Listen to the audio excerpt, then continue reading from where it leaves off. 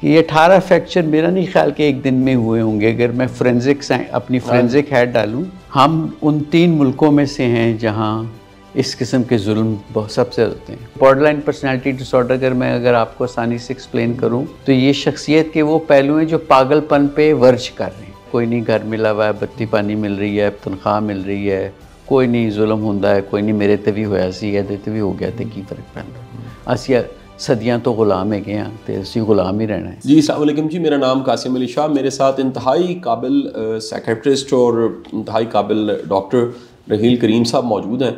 इससे पहले भी डॉक्टर साहब के साथ आप मेरी कुछ वीडियोस देख चुके होंगे। हमारा बुनियादी मकसद इस बातचीत का, प्रोग्राम का अवेयरनेस है। साथ ही साथ जो हमें नफ्सियाती आर्जे पेश आते हैं, जो चैलेंज पेश आते हैं, वो एक आम बंदे को जो समझ लेने चाहिए और ज़िंदगी के वो सारे मसाइल, सारे चैलेंज जिनको समझ के अंडरस्टैंड करके राइट डायरेक्शन अगर मिल जाए, गाइडेंस मिल जाए, तो हम खैर और बेहतरी की तरफ जा सकते हैं। ये हमारा बुनियादी मकसद है। डॉक्टर साहब, मेरी आपके साथ आज की जो गुफ्तगू है, जो इल्मी तौर पे या बिलखसूस साइकेट्री, साइकोलॉजी के हवाले से डिस्कस नहीं हो रहा जी, वो है डोमेस्टिक वायलेंस। जी, बच्चों के घरों में काम करने के वाक़यात, उनको टॉर्चर मिलने के वाक़यात, रिजवाना का वाक़या अभी बहुत हाईलाइट हुआ है। उसके बाद ये फातिमा बच्ची की डेथ हो गई है, घर में किसी के वो काम करती थी। तो इस तरह के वाक़यात अक्सर हमारे सामने आते हैं और ये कई घरों की कहानी है जहाँ पर छोटे बच्चे जिनकी उम्र थोड़ी है, उनके वालिदैन गुर्बत की वजह से उनको काम पे डाल देते हैं और वो घर वाले जो हैं वो उसको अब्यूज़ करते रहते हैं। डॉक्टर साहब, वजूहात क्या होती हैं? ऐसे लोग जो इन बच्चों, काम वाले बच्चे जो बेचारे मजबूर हैं, थोड़ी सी तनख्वाह पे काम करें, इनको टॉर्चर देते हैं, इनकी साइकोलॉजी क्या होती है और इसके तदारुक क्या है, क्या क्या किया जा सकता है? देखें जी, चाइल्ड अब्यूज़ और चाइल्ड लेबर और डोमेस्टिक वायलेंस, औरतों के ख़िलाफ़ हो या इंसानों के ख़िलाफ़ हो, ये एक्ट ऑफ वायलेंस है, फुल स्टॉप। यानी कि जैसे हमने कुछ पहले भी एंगर पे, एग्रेशन पे, वायलेंस पे, मॉब वायलेंस पे, हिस्टीरिया पे आपके साथ गुफ्तगू हुई है। तो वायलेंस तो मुझे ऐसा लगता है कि एज़ पर से कैंसर की तरह पूरे माशरे में फैला हुआ, और वो सिंपल कैंसर नहीं है जो लोकलाइज है, यानी कि एक जगह पे नहीं है, वो पूरे जिस्म में सराहत कर चुका है, जिसे हम अपनी ज़बान में मेटास्टेसाइजिंग कहते हैं, यानी कि जिगर में, दिल में, दिमाग में, फेफड़ों में, हर जगह फैल गया। कैंसर क्या करता है? आपके जो तमाम तर हेल्दी टिश्यूज़ हैं उनको उड़ा के रख देता है। अपना तो जो वो नुकसान पहुँचाता है जहाँ वो होता है। तो इसी तरह मेरा ख़्याल है कि ये एक तो जनरल डिपिक्शन है मॉरल डिग्रेडेशन की, या कल्चरल डिग्रेडेशन की, या वैल्यू की सिस्टम की, या जो हमारे मज़हब के अहकामात हैं उनकी ख़िलाफ़ वर्जी कह लें, या उन पे रास्ते पे न चलना। तो ये एक कल्चरली एक्सेप्टेबल बात है। और एक जो बच्चा है गुर्बत की वजह से 2 वक्त की रोटी के लिए वो एक जगह पे मुलाजमत करता है। तो सबसे जो इम्पोर्टेंट चीज़ है इसमें कि मास्टर स्लेवरी मेंटालिटी, आका और ग़ुलाम का जो कॉन्सेप्ट है ना, कि मैं आपका आका हूँ, आप मेरे ग़ुलाम हैं, तो that does not give you the right to beat people up. अब अगर आप रिजवाना का भी केस देखें तो 18 फ्रैक्चर्स हैं, अल्लाह, सर पे भी फ्रैक्चर हैं, टू अ डिग्री वेयर उस बेचारी बच्ची का दिमाग जो है वो एक्सपोज हो गया। और दिमाग पे क्या होता है कि आजकल के मौसम में मक्खियाँ बैठती और वो अंडे देती हैं, फिर मैगेट्स बनते हैं और फिर वो कीड़े निकलते हैं। तो ये अगर इसी को हम देखा जाए तो ये अब्यूज़ की एक परफेक्ट एग्जांपल है कि ये 18 फ्रैक्चर मेरा नहीं ख्याल कि एक दिन में हुए होंगे। अगर मैं अपनी फोरेंसिक हैड डालूं, और ख़ास तौर पे अगर बाजुओं पे हैं, तो जब आपको कोई मार रहा होता है आप इस तरह करते हैं, है ना, या इस तरह करते हैं। तो उसकी वजह यह है कि आपके तमाम एक्सटर्नल सर्फेसेस पे, और वो ब्रूजेस, जैसे हमारा एक ब्रूज होता है वो आहिस्ता आहिस्ता हील होता है, तो उसके आहिस्ता आहिस्ता वो रंग तब्दील करता है, पुराने फ्रैक्चर्स हील होते हैं। तो कहने का मकसद है कि ये शायद आइसोलेटेड इंसिडेंट तो था जो हाईलाइट हुआ through the media, but I am pretty sure कि ये एक आइसोलेटेड वाक़या नहीं था, ये कई अरसे से। और ये अक्सर ये कहानी है, चाहे वो चाइल्ड अब्यूज़ की हो इन अ नॉर्मल फैमिली सेटअप, या चाइल्ड अब्यूज़ हो in terms of domestic workers. तो अगर आप थोड़ी सी हिस्ट्री निकाल के देखें ना, मैं थोड़ी सी रिसर्च देख रहा था कि जो ज़्यादा हाईलाइट होने शुरू हुए हैं ना वो तकरीबन 2009 से ऑनवर्ड्स। और 2016 में एक वाक़या हुआ था, मेरा ख्याल है बच्ची का नाम इफ़ आई एम करेक्ट तो शायद तैयबा था। तो वहाँ भी एक जज और उनकी अहलिया इन्वॉल्व थी, और वो मैं उस वक्त इंग्लैंड में था। अच्छा जी। तो even it was very heavily kind of brought up. आप चाइल्ड लेबर में देखें, अप्रॉक्सीमेटली 3.3 मिलियन बच्चे। 3.3 मिलियन? जी हाँ, आप मैग्नीट्यूड देखें। जी हाँ, और सबसे ज़्यादा चाइल्ड लेबर जो है ना इस वक्त इंडिया में। अच्छा, हाँ सही जी। तो औरतों के हकूक़ और वायलेंस के लिहाज से अगर आप यूनाइटेड नेशंस की रिपोर्टें देखें ना, तो हम उन 3 मुल्कों में से हैं जहाँ इस किस्म के जुल्म बहुत सबसे होते हैं। आप मतलब मुझे तो शर्म आती है कहते हुए कि अफ़गानिस्तान, पाकिस्तान और रिपब्लिक ऑफ कॉन्गो, तो आप अंदाज़ा लगा कैटेगरी में से। जी हाँ, हाँ, हो। ये 3 मुल्क हैं जहाँ मैक्सिमम चाइल्ड अब्यूज़ और डोमेस्टिक अब्यूज़ है। अब आप अगर 14 से 19 साल की बच्चियों को देखें तो पाकिस्तान में इनकी शादी का हाईएस्ट रेट है। अच्छा जी हाँ, 14 से 19 साल की उम्र में सबसे ज़्यादा शादियाँ हो रही पाकिस्तान। जी हाँ, जी हाँ। अच्छा। तो अब 14 साल के बच्चे को या बच्ची को क्या पता है? बिल्कुल ठीक है सर। हैं जी, उसका तो ये तो बच्चों के लिए स्कूल जाने की उम्र है, खेलने कूदने की उम्र है। वो क्या एक पानी की कश्ती, वो बारिश का पानी, वो बुढ़िया जिसको हम कहते थे नानी, झूले झूलने की उम्र है इनकी। सही, ठीक सर। 1991 में आप देखें कि चाइल्ड प्रोटेक्शन एक्ट आया। हमें आज़ादी हुई कितना अरसा हो गया? 1947। देख लें। सही। हमें 1991 में ख्याल आया कि चाइल्ड प्रोटेक्शन एक्ट होना चाहिए और चाइल्ड लेबर को उसको हटा देना चाहिए। अब उसकी इम्प्लीमेंटेशन कहाँ है? तो जैसे आपने जिक्र किया, और मेरा ख्याल है कि it is too big a problem to be just solve by an act. बिल्कुल ठीक है सर। मैं सर ये जानना चाहूँगा, ऐसे लोग या बिलखसूस घर की ऐसी औरतें जो चाइल्ड अब्यूज़ या फिर डोमेस्टिक वायलेंस, यानी औरत कर रही है ऐसा काम, घर की मालका, घर की जो कह लीजिए मर्द के बाद अगर किसी का कोई दर्जा है घर में, कोई मर्द काम पे चला जाता है और घर में किसी अफसर की वाइफ है, किसी जज की वाइफ है, किसी भी शख्स की वाइफ हो, बिजनेस कम्युनिटी से है, ये रुझान औरतें मारती हैं घर में काम करने वाले बच्चों को, इनकी साइकोलॉजी क्या होती है? ये खुद कितना मेंटली हेल्दी होती हैं? इनके इश्यूज़ क्या होते हैं? ये क्या सोचती हैं कि एक पहले ही बड़ा मस्कीन है उसको मारती है और फिर ऐसा मारना कि वो मारी जाए? शाह साहब, बहुत अच्छा सवाल है। ये बात तो तय है कि ये लोग ज़हनी तौर पे मफलूज हैं। They can not have a healthy mind, simple is that. इसके लिए कोई रॉकेट साइंटिस्ट होने की ज़रूरत ही नहीं है हमें।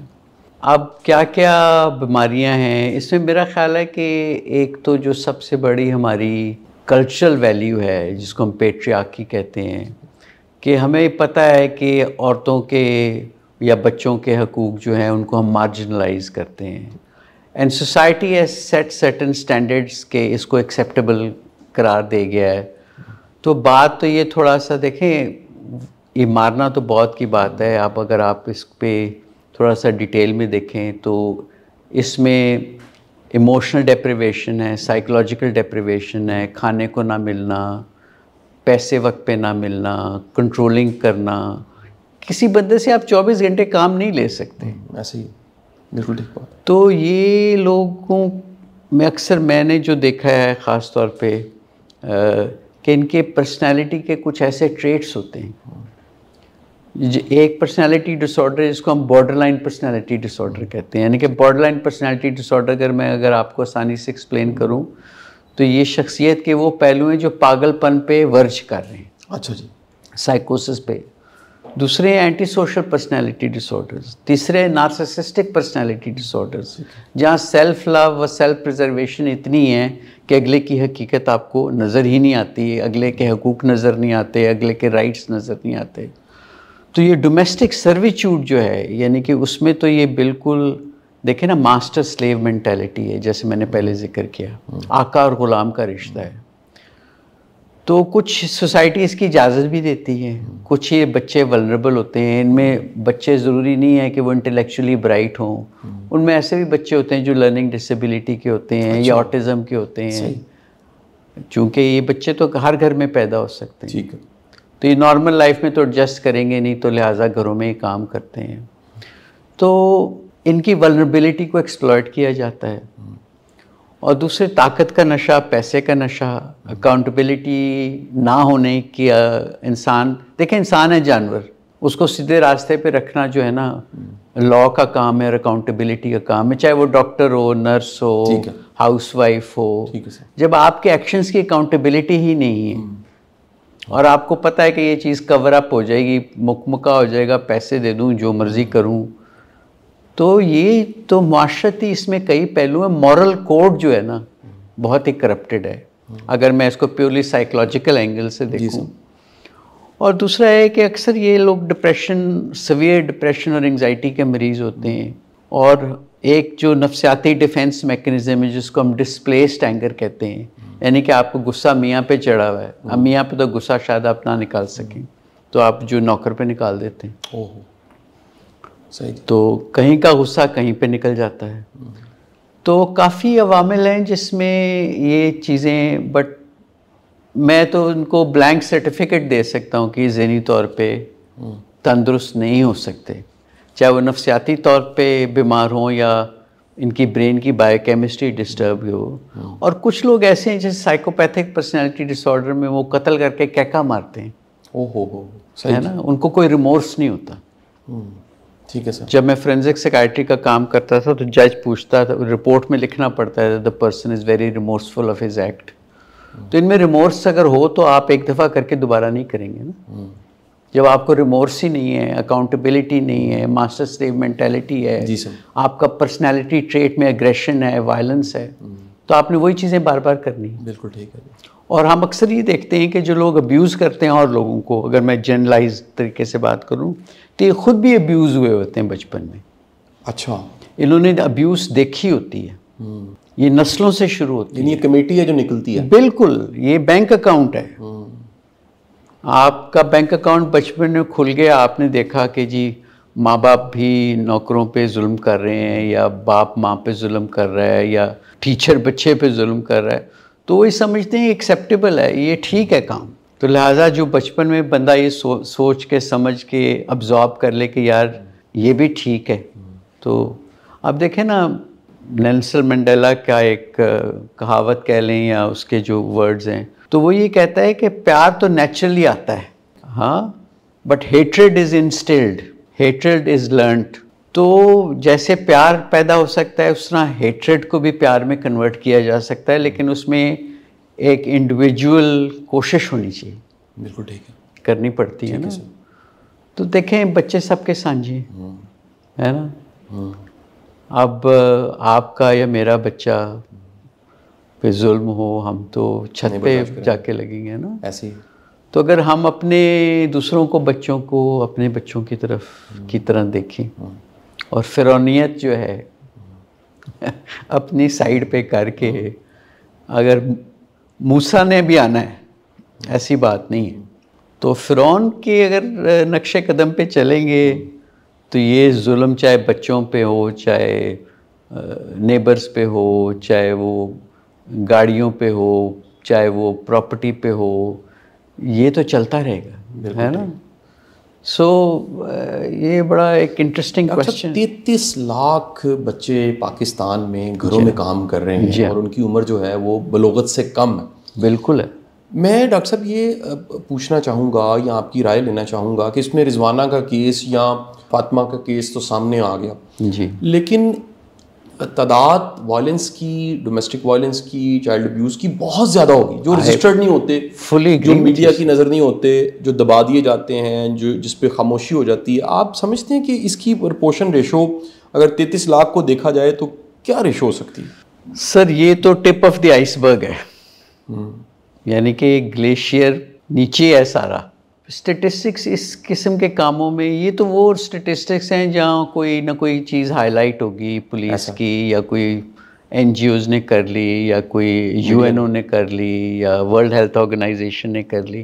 तो ये तो काम घरों में होता है ना, तो ढका छुपा होगा और कवर अप भी करते हैं, और जिनके खिलाफ जुल्म होता है वो कमज़ोर होते हैं, है ना। वो कहते हैं यार कोई नहीं, घर मिला हुआ है, बत्ती पानी मिल रही है, तनख्वाह मिल रही है, कोई नहीं जुल्म होंदा है, कोई नहीं मेरे ते भी होया सी, ਇਹਦੇ ਤੇ भी हो गया तो की फ़र्क पैंदा, ਅਸੀਂ सदियाँ तो गुलाम है हैं तो ਅਸੀਂ गुलाम ही रहना है। तो वो क्वेश्चन ही नहीं करते, ना वो रिपोर्ट करते हैं, ना वो बताते हैं, घर वाले कवर अप करते हैं। जब कोई मुलाजिम रखेगा तो वो तो ज़्यादा जो मुलाजमत से तो ज़्यादा पावरफुल होगा ना, ऐसे ही है ना, और इन्फ्लुएंशियल लोग होंगे, पैसे लोग। तो आपकी बात बिल्कुल दुरुस्त है कि मेरा तो ख्याल है कि अगर आपकी 24 करोड़ आबादी है तो मैं तो इसको तकरीबन डबल या ट्रिपल कहूँगा इन माय ओपिनियन। सही सर। बट कोई मैकेनिज़म्स नहीं है to actually report these incidents और टू कैटलॉग देम। तो शर्मनाक बात है शाह साहब। इसमें डॉक्टर साहब 3 मैं चाहूँगा ज़ाबियों पे आप बताइए कि क्या करना चाहिए। फ़र्ज़ कीजिए कि किसी के घर में कोई मुलाजिम है ऐसा, और उसका लाइफ पार्टनर वो मेल हो सकता है या फीमेल हो सकता है, उसको शक है कि वो अब्यूज़ करता है जी, या वो डैमेज करता है, तो आंखें बंद करने की बजाय उस शख्स को, जैसे यहाँ ये जज साहब वाला वाक़या था, वो ऐसा नहीं हो सकता कि जज साहब को इल्म ना हो। आपने जैसे बताया कि वो एक दिन में सारी चोटें नहीं लगीं, वो कब से एक काम चल रहा था, और उस मुलाजमा से पहले भी वो वाइफ जो थी वो जज साहब की ही वाइफ थी, तो उन्हें नहीं पता था, यानी खुद मुनसिफ को नहीं पता था कि उसकी ज़हनी हाइट क्या करना चाहिए, घर वालों को क्या करना चाहिए ऐसे शख्स के साथ जो टॉर्चर देता है, जो अब्यूज़ करता है, जो डोमेस्टिक वायलेंस करता है और घर में मौजूद है, बिलखसूस मुलाजमों पे, छोटे छोटे जो घर में बच्चे काम कर रहे हैं उन पर जुल्म, क्या करना चाहिए घर वालों को? सर पहले तो ये इस चीज़ को आइडेंटिफाई करना चाहिए, और जो सोशल स्टिग्मा है ना कि it is acceptable to hit your servants और even to hit your own children, इस पे इसकी रिकग्निशन होनी चाहिए कि ये ठीक नहीं है। आप जिस मर्जी शख्स के साथ करें, आप अपने बच्चे को मारेंगे कभी भी नहीं, जैसे साहब ने अपने बच्चे को मारा होगा कभी भी नहीं मारा होगा, चाहे वो कितने ही बीमार हों। तो जाहिर है सर कवर अप तो करते हैं अपनी इज़्ज़त के लिए, या जो भी एक फॉल्स किस्म की ज़ाती राय, तो ये लोग बीमार हैं, मदद सीख करनी चाहिए। डोमेस्टिक वर्कर्स के माँ बाप ने तो पुलिस में जाना नहीं है, कमज़ोर लोग हैं, सही जी। तो इनकी जो वो पॉवर्टी को एक्नॉलेज करना चाहिए। मैं तो इस हद तक बात कर रहा हूँ कि ये बहुत ही पैथोलॉजिकल किस्म का इमोशन है और इस तरीके से इजहार, तो लिहाजा अब अगर इंग्लैंड में ये केस हुआ होता तो ये जो खातून है इनकी बाकायदा फोरेंसिक साइकाइट्री की असेसमेंट होती। अच्छा जी। बिल्कुल होती, ठीक है, कि इनको पर्सनालिटी डिसऑर्डर है, ये डिप्रेशन की मरीज़ हैं, ये बाइपोलर इलनेस की मरीज़ हैं, ये ईटिंग डिसऑर्डर की मरीज़ हैं, या इनकी शख्सियत में कोई इन्फीरियॉरिटी कॉम्प्लेक्सेस हैं, या ये सेल्फ ब्लेम का शिकार हैं, या ये इनकी शख्सियत के कुछ ऐसे पहलू हैं जिनमें वायलेंस इंट्रेंच्ड है, तो वहाँ तो ये हुआ होता। अब मैं आपको एक और मिसाल दूँ, जब यहाँ तो चूँकि ज़ाहिर है बच्चे मार धाड़ के बाद हस्पतालों में नहीं लेके जाते, और इंग्लैंड में जो चाइल्ड अब्यूज़ है ना, आप डोमेस्टिक अब्यूज़ को तो छोड़ दें, उसमें वो ये कहते हैं कि हर एक की रिस्पॉन्सिबिलिटी, यानी कि अगर मैंने इंग्लैंड में मरीज़ देखा है, मैं किसी माँ को देख रहा हूँ और वो अपने बच्चे के बारे में मुझे बता रही है, it is my right to override confidentiality and report it to the social services. तो उसमें पुलिस की इन्वॉल्वमेंट, अब ये बच्चे जिनको चोटें लगती हैं बार बार ही नहीं जाते हैं, तो हर इंसिडेंट वो कैटलॉग होता है, तो 3-4 इंसिडेंट के उनको पता लगा है कि यहाँ हुआ है, यहाँ हुआ है, हर 2 दिन के बाद आ रही है। बच्चा स्कूल नहीं जाता तो स्कूल वाले रिपोर्ट करते हैं कि बच्चा क्यों नहीं आ रहा, स्कूल वाले पिक करते हैं। अब ये हमारे बच्चे ना स्कूल जाते हैं ना अस्पतालों में जाते हैं, ये तो रहमो करम पे है ना, अपने मालिक के या आका के या जो भी आप लफ्ज़ यूज़ करें। तो मास्टर स्लेव मेंटालिटी को एड्रेस करना बहुत इम्पॉर्टेंट है, और ऐसे लोगों की ज़हनी कैफियत को आइडेंटिफाई करना। देखें, आज आपने एक बच्चा मारा है, कल को आप दूसरा बच्चा मारेंगे, हो सकता है गलती से आप इतनी ज़ोर से मारें कि आपका अपना बच्चा नुकसान पहुंचे। तो देखें, साइकोपैथिक पर्सनालिटी डिसऑर्डर्स, अक्सर लोग ड्रग एडिक्शन में भी ये काम करते हैं, उनकी मत मारी जाती है, उनका जो फ्रंटल लोब है वो ख़त्म हुआ होता है। ये हमारे एग्जेक्टिव फंक्शन के साथ लिंक्ड है, मैंने पहले भी शायद जिक्र किया हो। एक शख्स था, इसका नाम था फिनिक्स केज, एक लोहार था, तो उसको सरिया लग गया सर के ऊपर। अच्छा जी। तो उसका ना फ्रंटल लोब डैमेज हो गया। अच्छा। तो उसकी शख्सियत बिल्कुल तब्दील हो गई। वो पहले काफ़ी डोसाइल रहमदिल आदमी था, लेकिन सडनली वो अग्रेसिव बंदा बन गया, मारधाड़ शुरू कर दी। अच्छा सर। उसकी शख्सियत में तब्दीलियाँ आ गई। तो देखें, ये तो चीज़ें प्रॉपरली असेस होनी चाहिए बाय अ प्रोफेशनल पर्सन कि भाई शख्सियत हमेशा से ऐसी है, वसीला है या कोई तब्दीली आई है। अगर ख़ास तौर पर अगर तब्दीली आई है तो इसका इलाज होना चाहिए। बिल्कुल सर। एक पहलू सर और हम इसमें एड्रेस करना चाहेंगे, डिस्कस करना चाहेंगे, वो बच्चा जो इस तरह अब्यूज़ हो रहा है सर, उसकी शख्सियत पे नफसियाती तौर पे क्या क्या बुरे असरात पड़ते हैं? देखिए फ़िज़िकली रिजवाना को देखते हैं तो उसको इतनी चोटें लगी हुई हैं, दुरुस्त 18 चोटें लगी हुई हैं, 18 जगह फ्रैक्चर है, और यहाँ देखते हैं फातिमा वाला केस, उसकी डेथ हो गई। दुरुस्त। लेकिन एक ऐसा बच्चा जो किसी के घर में मुलाजिम है, उसको जज्बाती तौर पे, नफसियाती तौर पे, जहनी तौर पे टॉर्चर किया जा रहा है, दुरुस्त। वो कितना डैमेज होता है, कल को वो कितना डैमेज कर सकता है, इस हवाले से डॉक्टर साहब आप क्या कहेंगे? देखें जी, आज के बच्चे कल का मुआशरा चलाएंगे, सिंपल सी बात है। तो इसमें तो कोई दो राय है ही नहीं कि बच्चे इमोशनली, फाइनेंशियली, सेक्सुअली अब्यूज़ होके most likely they will become abusers. A very small percentage बच्चे ये सोचेंगे कि यार मैं अब्यूज़ हुआ हूँ एज एन एडल्ट, तो मुझे ये काम नहीं करना चाहिए। But they have learn from early years कि अब्यूज़ इज़ एक्सेप्टेबल। माँ बाप ने भी किया तो ठीक ही कियागा, मैंने आगे 2-4 चपेड़े मार दी, को कत्ल कर दिया, गोली चला दी, तो भी ठीक है। तो इनको ना ट्रस्ट का डेफिसिट होता है जब ये बड़े होते हैं। ये रिश्तों में ट्रस्ट का एलिमेंट ला ही नहीं सकते।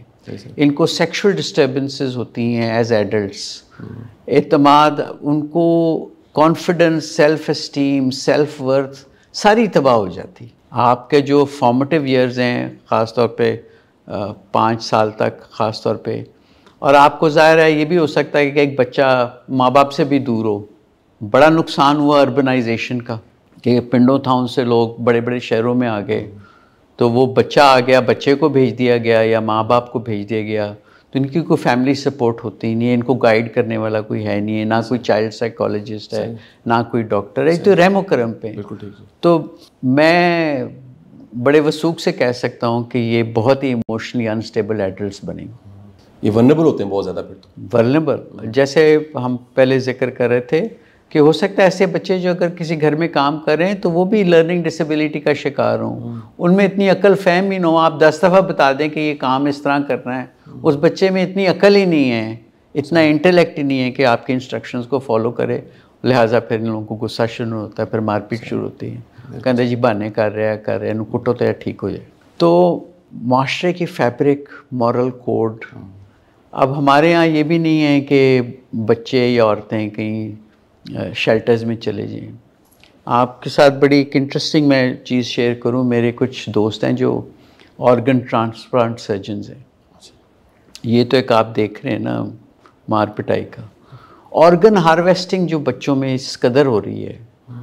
और कुछ अर्सा पहले एक ये भी था कि आप पारा मार्केट से एक बच्चा मिसिंग हुआ और 3-4 हफ्ते के बाद वो वहीं पे पाया गया और -1 किडनी।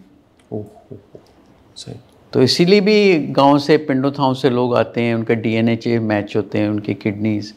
तो मैं आपको डोमेस्टिक सर्विट्यूड तो बाद की बात है, ये एक मार्केट है जहाँ वल्नरेबल बच्चे, गरीब लोग एक्सप्लॉइट होते हैं। तो अब कहाँ तक इस बात को बंदा लेके जाए is a matter of conjecture. सही जी। बट आई थिंक ये एक जनरल रिफ्लेक्शन है, जैसे आपने बड़ी सोसाइटी में जो फैब्रिक है वो तोड़फोड़ ज़्यादा टूट चुका है। सही। डॉक्टर साहब बहुत बहुत शुक्रिया।